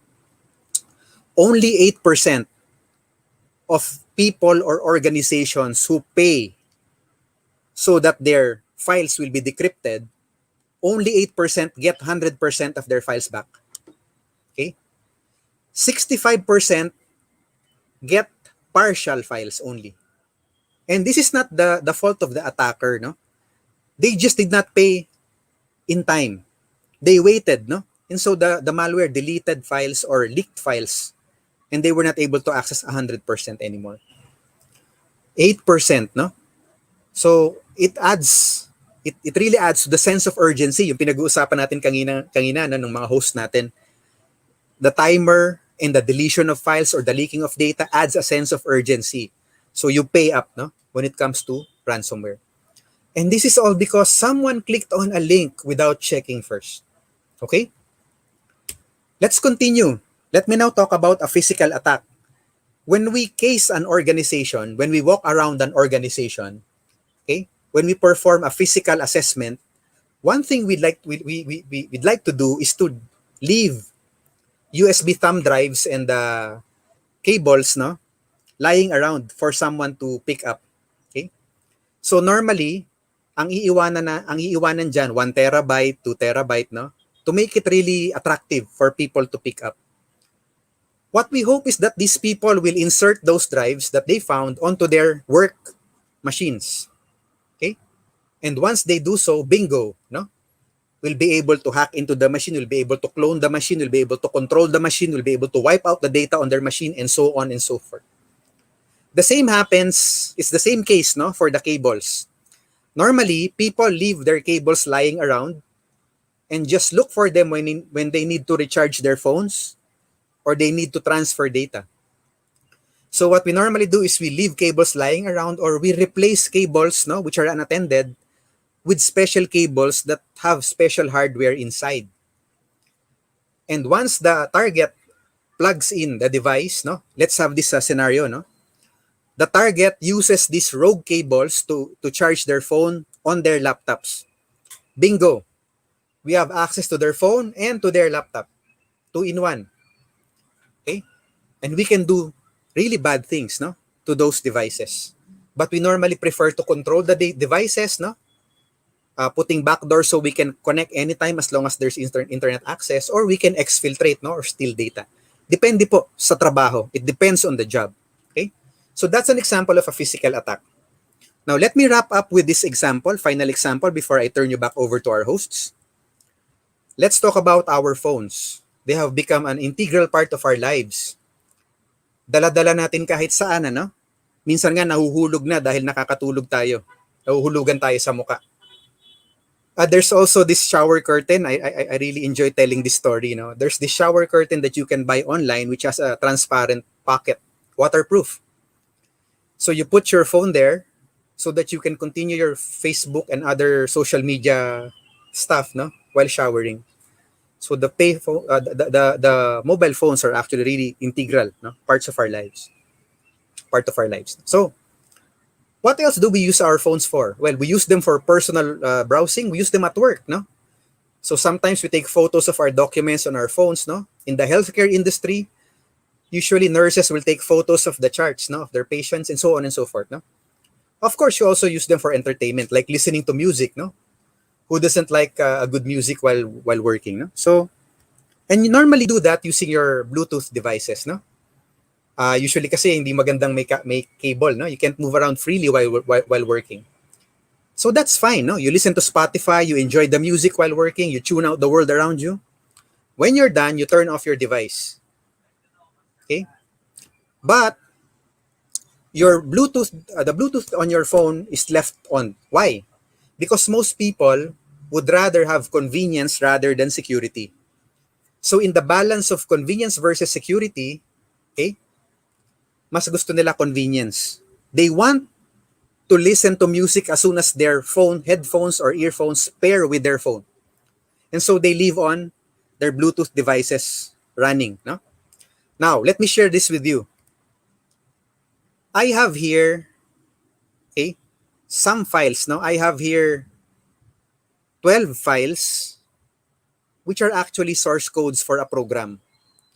If I compile this into a program, into an application, I can build an app that can actually hack into your Bluetooth connection, into your Bluetooth device. This is very important. This special application can take over another Bluetooth device without any authentication or pairing request. It bypasses any form of authentication. And so once this device, which is in range, takes over your device, then it can now clone your device, Usually the target will be your gallery, okay? Or your documents, or your browsers, and so on and so forth. They can clone your device, they can implant backdoors, or they can control your device so that it appears that you are using the device, but it's actually them, So for example, your device has been authorized in your work to access a certain database. Then the attacker can use your device, which is authorized, to access the database. And you are none the wiser. And then, bam! Lumabas na yung breach, Nalaman na ng lahat. When they look at the logs, it's you. You were the one who accessed that file last, or that record last. Delikado, sobrang delikado, Let me just also mention that the application can control any type of Bluetooth device. We have successfully experimented with this. Ginamit po namin ito sa scooter. Okay? So yung scooter po, na electric scooter, meron siyang Bluetooth that connects to your smartwatch so that you can see the speed of your scooter. You can plot your course, saan kayo nag-travel and so on and so forth. If you leave that Bluetooth on and unpaired and we use this app, we can actually cause the scooter to increase in speed or suddenly break, So this is not a story, Proof of concept meron po, nagamit na po, And so this is really, really very scary. Okay? And so those are different types of attacks that may happen to you. Social media, email, physical attacks, or attacks using range devices. Marami pa pong iba, and I'm really, really very happy that this group is planning to have more topics about cybersecurity. Okay? Now, let me just close with this. As the world is increasingly interconnected, everyone shares the responsibility of securing cyberspace. Lahat po tayo. Okay? I would like to liken this to the COVID-19 pandemic, If everyone follows the COVID-19 protocols with the intention of protecting the group or the majority, and one person refuses to do so, that single person may end up compromising the entire flock or the entire group, no? And so let's keep this in mind. The world is indeed increasingly interconnected. Okay? And everything is getting connected day by day. And so everyone has the burden, ano? Everyone shares the responsibility of securing cyberspace. And we hope that what this group is doing is actually contributing to that, no? By sharing information, teaching people more about cybersecurity. And so I pray that I have helped narrow down, no, cybersecurity. Hope that other people build upon the concepts I discussed. And I hope that I've shown you the lay of the land, no, in terms of our cyber war. So thank you very much. I now turn you back over to our hosts. Yep, thank you. Thank you, Brother Engels. Maraming salamat. Ano, ang dami naming natutunan diyan. Ako kahit na baka hindi ako pumasa pag may exam tayo dito, di ba? So ayan, balik natin. Teka, wala pa si Mr. dito, Abadilla. Galing, Engels. My God. Ayun na. Si Lito, natuwa ka ba sa inaanak mo? Oo, talagang manang-mana sa'yo. Ito ulit si Engels. Parang, di ba, parang ikaw nung bata ka. Talaga? Kaya tagalin na natin ni Engels. Uy, alam nyo, habang nagsasalita si Bro Engels, pataas yung audience natin. At ipakita natin kanilang mga comments. So, alam mo, #1 fan ni Bro Engels nandito. Batiin naman natin si Smaggy Antonio, nandyan. Ayan, so kinukumusta ni si Smaggy, yung kanyang, ayan, si Rosana Cruz, magandang gabi po, salamat po at nag-stay kayo, no? And then, ito pa, si Rose, ayan, okay. Smaggy, thank you, nilabas kayo yung email yun, ayan. Tapos may comment din, from Ginto Undong, our friends sa ITMS, PSMU. Ayan, kinukumusta ka? Titus, Engels, ayan, meron na raw bagong hindi na magde-Netflix si Ma'am Jane, So, ayan, namimiss ka na namin, Titus. Bumalik ka na kasi. Nagsilbi ka na uli sa PNP. Ito talaga, Titus. Oo. Yan si Abet. Salamat po. We're coming back, please. Yes, we are. Marami pa dito. Kaso po, hindi nakasabay yung hindi na lumalabas yung pangalan nila. You have to authorize StreamYard para po lumabas yung pangalan yun. So, otherwise, ganito po yung lalabas niya. But again, whoever you are po, salamat at nanood kayo. No? So talagang, alam mo, Engels, nag-practice muna kami 4 na beses bago ka namin ginest. So, di ba, Abet? Wow. Nag-dry run kami. Oo, 4 na beses yun. Ayan. So sa pang-5 beses, nakakonect kasi dito. Ito, Sharon Alcantara, magandang hapon din or good evening. Thank you for tuning in. Kasi dapat iniimbita nyo rin yung mga kamag-anak nyo dito, Abet, kayo talaga. So ito, si Dennis Espiritu, #1 fan mo din to, si Dennis. Sabi niya, si Engels lang malakas. At totoo po yan. Talagang napakalakas ni Engels, di ba? Kaya nga po, pinaghandaan niya talaga to. 1 buwan na po niyang pinaghandaan tong talk na to. Wow. Ito, meron po tayo sa ang ganda ng pangalan, Yasmin Perez Jinko. Yan, magandang gabi din, So, kanina pa siya nagbati. Pasensya na kayo, ngayon lang namin pinapakita kasi nga, napasarap yung kwentuhan naming 5 kanina eh. Tapos ito po si Daryl Joe Mundin Balesteros. Yan. Daryl, magandang gabi. Sana po panoorin niyo po ito pa ulit-ulit, para tumaas po yung aming views. Okay. May replay naman po eh. And send po si Dennis, bro, hinahanap ka ni baka may kinancel kang meeting kaya para maka-attend ka dito Sir Dennis, thank you for allowing Sir Engels, di ba? And of course, si Smaggy mayroon nang binabati do sa chat, si Attorney Larry Fontanilla. Magandang gabi din po, Attorney Larry. And then of course, ito po si Pomsi Castillo Adamos, okay? Sana po dalawin niyo rin kami dito kahit wala na si Engels sa aming guest list. Pero mukha pong kailangan maging permanent po siya dito kasi ngayon lang kami umabot ng 40 plus sa live dito sa channel na to So, baka kailangan talaga. And again, ito yung unang post of the day galing sa may bahay po ng ating speaker ngayon, okay? Smaggy Antonio, the hardworking. Titos, Abet sa Kalito, alam niyo ba na yung Bluepoint Foundation ang laki ng tulong sa NADPOP? Alam mo ba na 4 na taon na kami inaampon ang technology infrastructure ng NADPOP. Libre ang email namin, unlimited. Kaya panay ang download ka na kung ano-ano. At then again, maraming salamat. Clock yun, Sam. Maraming salamat sa Bluepoint Foundation sa inyong tulong. Every year po, sila po ang talagang empowerment partner for technology innovation ng NADPOP. Pro bono po yan, abono pa. Thank you po. Okay, quoting po. Maraming salamat. Okay. So, ayan, kayong tatlo, ayan, Titus, tayong dalawa lang hindi cybersecurity, dito guru dito Dapat since data privacy kayo, automatic cybersecurity na rin kayo. Yes, Implement ng data privacy. Dapat siguro umalis tayo dito, tapos mag-geek talk lang silang tatlo, para, di ba? Oo, paligay ko, parang the talking in German, akala natin English yun, pero talagang heavy. Sino gusto mo una? Lito, Abet, kayo nga. Anything to add? So comments please from the two gurus. What? That practically covers a lot of space, definitely, like what Lito said.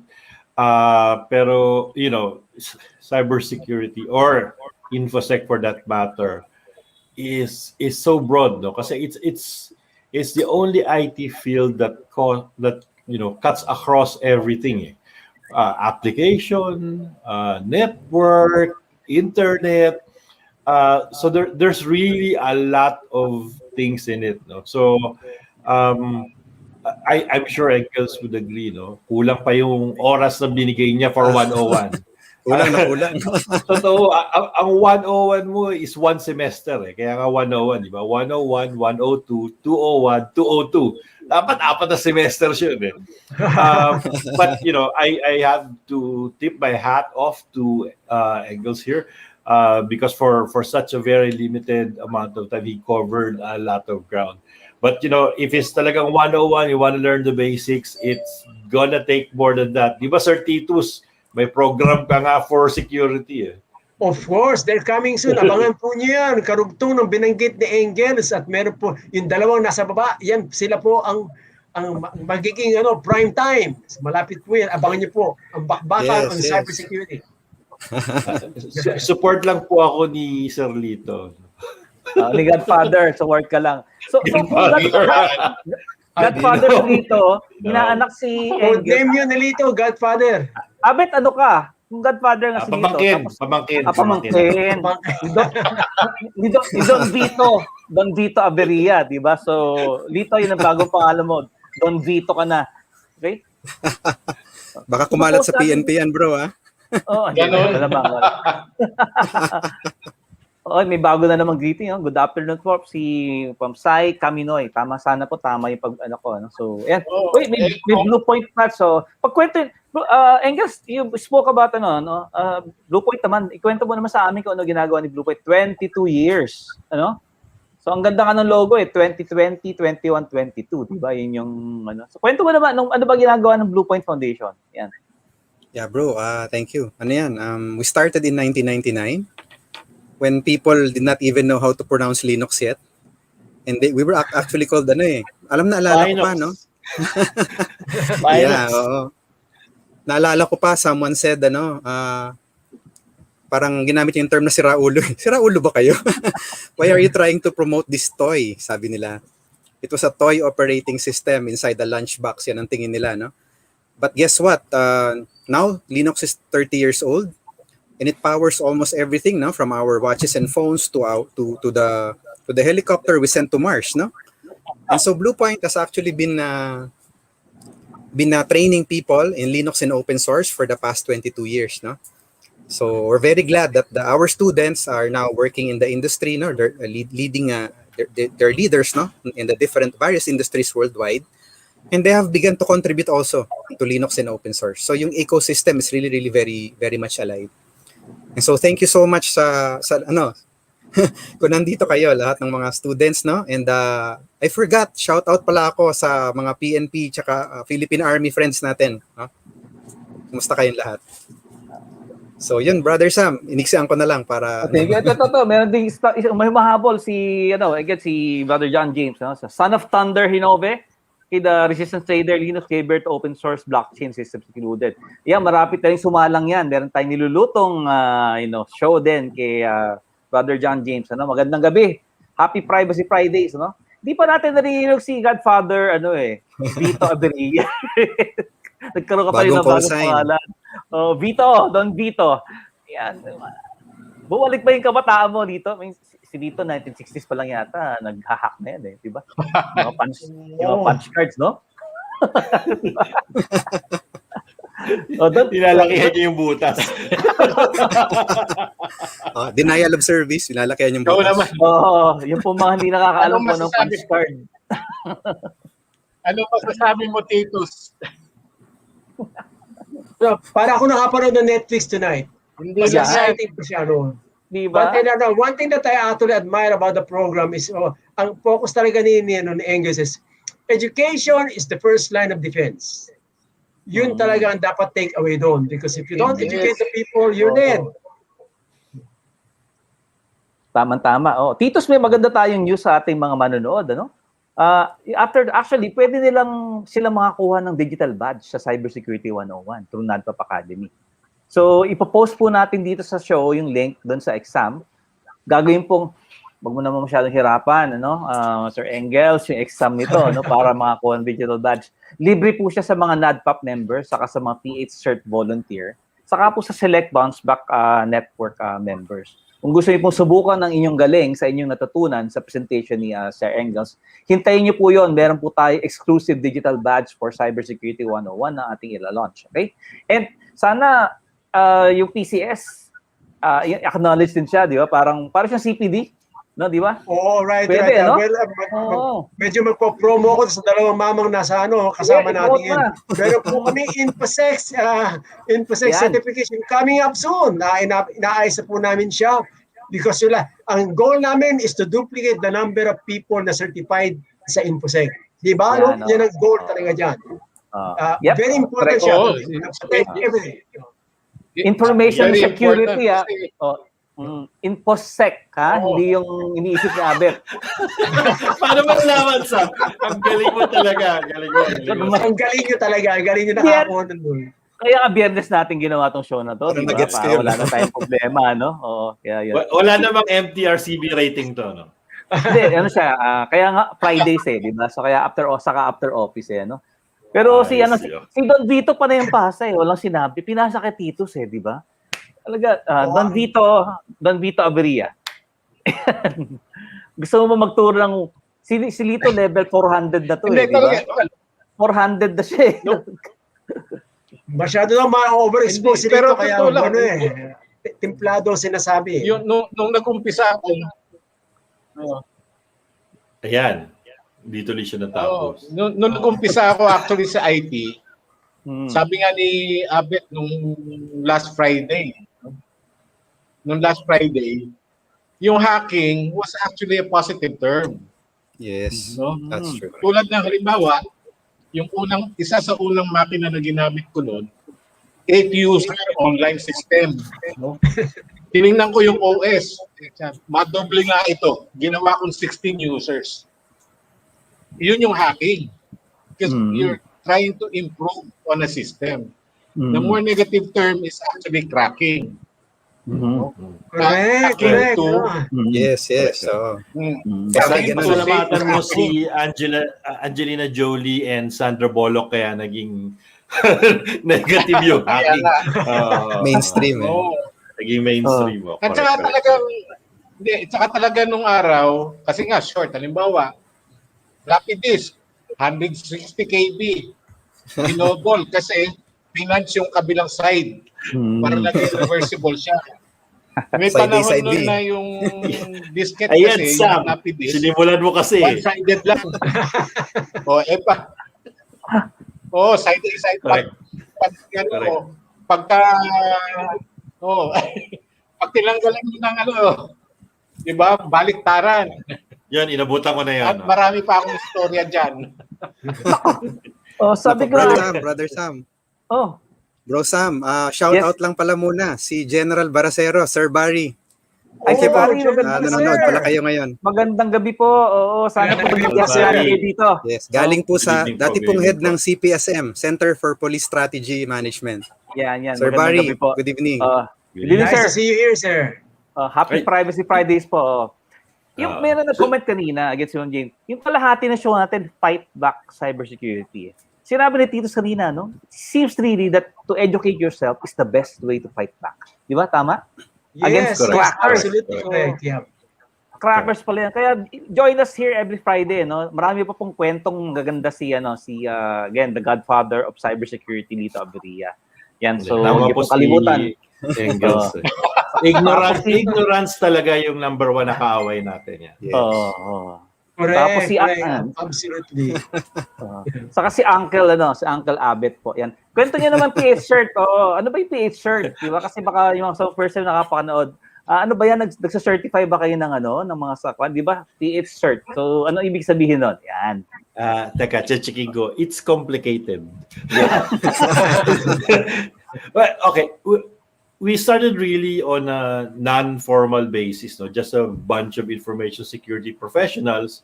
At that time, the government really needed some help in legislation, policies, walang representative na mapadala. So, sabi namin dito, okay, sure. So why not? So, we've been investing a lot of effort and time, pro bono, of course, for the service of country, until pagtagal-tagal, mga parang 20 years plus na pala tayo nagbibigay ng libreng tulong. So marami na po kami napadpad, lahat ng department, Supreme Court, ITEC, yung dalawang batas natin, yung anti-cybercrime and DPA, nanggaling po yan proudly do sa subcommittee namin sa ITEC about 2 decades ago, kailan lang na-pass. But it's fulfilling, and that's why you never heard about PH-CERT, kundi sa mga ganitong show, because we really work more in the background helping the government and other entities that seek our assistance, either technical or policy wise. And honestly, we've had several attempts and efforts or offers to grow it bigger. Somehow, somewhere, I don't know why we still retain that small number of volunteers. Sir Tolites, your inputs. Our President Emeritus, Sir Tolites.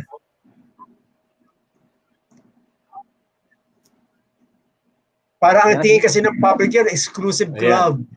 Ay, hindi naman po. Because you have to have brains to be able to be there, and also you meron kang desire to be able to help the public. Well, tell you of an anecdote. Paano kami naging official na PH-CERT?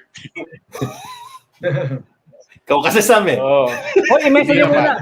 Philippine Computer Emergency Response Team. Yun po yung meaning ng PH-CERT, no? Pero may dash yun, PH-CERT, diba? So, isang anecdote. Paano kami naging national cert at one time? Matatanda ko yun, Abit. May papeles yun, hindi ko na makita. Yan yung buo. Yeah, yung buong pangalan. So, back in 2004, sa isang ministerial meetings, diba? Sa telecom. Sa telecommunications ministers meeting in the dito sa Sian. Okay? Tinanong, meron na ba kayong cert? Sabi, bawat ng bansa represented. Sabi, yes, we do. Ganyan. Si Berpenya noon, head siya ng CICT noon. Sabi, meron kami, PH-CERT. Yun, biglang naging national cert si PH-CERT. Hindi namin alam yun, basta bigla na lang kaming pinangalanan. I'm still I'm still active with yung legislative work. Maraming ICT related bills. May ipinasa ang second reading recently, yung Open Data yung Transmission Act. Okay? And then marami pang tinatrabaho yung Internet Transactions Act, tinatrabaho din yan in relation to e-commerce. So marami pang tinatrabaho. Sipag ni Ninong Lito, no? Namin ngayon, Pro bono lahat dito sa lahat ng bills na ito sa Congress, both houses, is adopting minimum information security standards. Ano ba itong minimum na to? Halimbawa, pinaka-basic, yung tinatawag natin na identity and access management. Diba? So isa yan. Tapos yung data protection. So data protection, data protection, data at rest, at saka data in transit. Pwede nating i-discuss lahat yan in our next episodes. Ano ba yung mga bills in Congress na sinusubok? Iba't mga 10 taon na, katulad Abek, gano'ng katagal yung Cybercrime Prevention Act natin ay tinutulak nun. Inabot siya ng 12 taon bago na ipasa. Wow! Tapos yung rules on yung mga electronic ginagawa namin evidence. sa PH-CERT. So if you want to Yung sa Supreme Court like yung rules on electronic evidence, ilang taon yun? Sumali kayo sa PH-CERT. Exciting.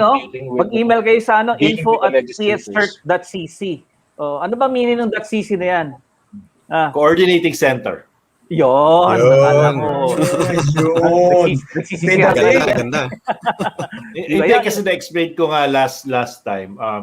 Hindi naman kami yung CERT na your normal run-of-the-mill CERT na pag may problema, tatawakin nyo, nandiyan na kami. No? We're more of coordinating efforts and encouraging institutions, verticals, kasama rin kami doon. segments na magkaroon kayo ng sarili yung CERT. Yun yung goal actually.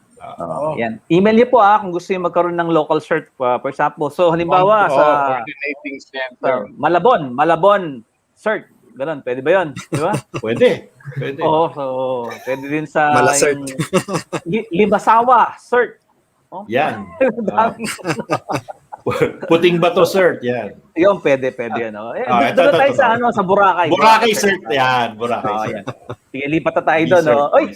Alam nyo, malapit na tayo magdalawang oras. So again, final words from you, gentlemen, before we close this really very educational episode. Actually, hindi. Yeah, pwede natin pag-usapan yan. Merong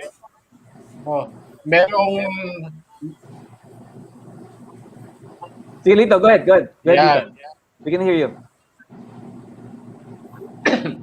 Medyo may lag si Ninong Tolites. Di ba, again, yung mga kaibigan natin sa telco, tulungan niyo po natin na magkaroon ng fixed fiber line ang ating kaibigan, godfather of cybersecurity. Otherwise, baka i-cracker nila kayo. Baka di ba? Ayun din. Ibago tayong word, di ba? Ang dami po pwede i-share sa atin yan. Ninong Lito, kaya yan. Willing pong magbayad yan for 300 Mbps na fiber si Ninong Lito. Opo. Madami siya kasi pinapanood na hindi niya napapanood, di ba? Kaya yan. Okay. Gentlemen, final words please before we close the night. Okay? Siguro unahin natin ang pinakabata, di ba? At ang ating speaker si Sir Engels. Thank you very much, Sir Engels. Any last words for our friends at Deep BounceBack Network, NADPOP, PH-CERT, and our Bluepoint Foundation colleagues?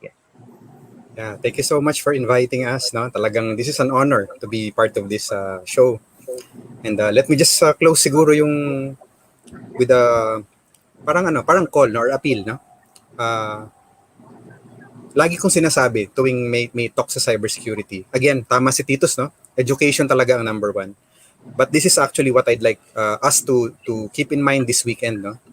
Alam nyo, the challenge is not just about cybersecurity. It's about growing a generation of readers, no? Naging sobrang baba na po ang reading comprehension ng mga tao, kaya napakadali rin pong magkaroon ng mga issues, lalo sa cybersecurity and privacy.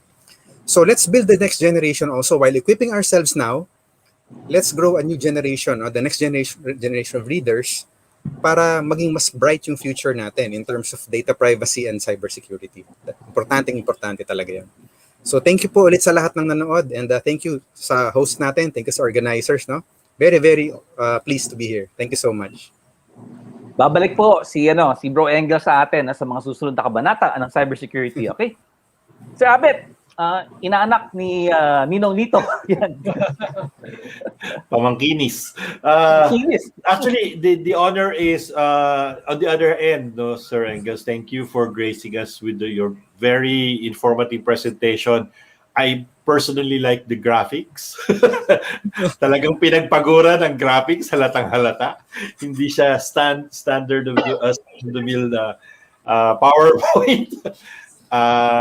And your explanations were very clear. Maraming salamat, but we really need more of that. No?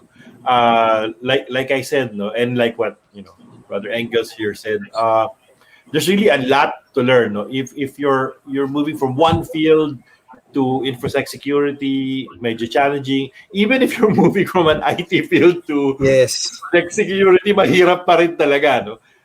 So reading is the number one. Tama siya doon. No? Well, it doesn't matter how you read, whether it's on the tablet, digital, or katulad namin na we still love the smell of paper. Mas gusto namin binubuklat yung papel at may nahahawakan.